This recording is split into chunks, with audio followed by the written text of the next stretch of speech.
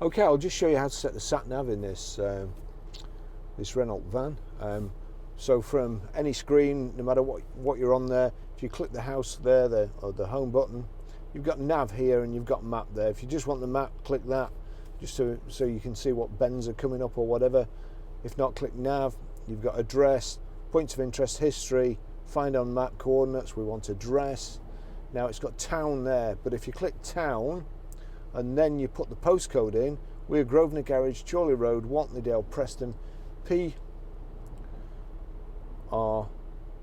Now we have to go to numerals, so you click there, the one and the symbols. So PR5, because it's only 2 digits, we need to put a space in.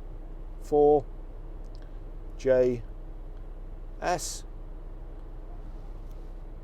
4JS.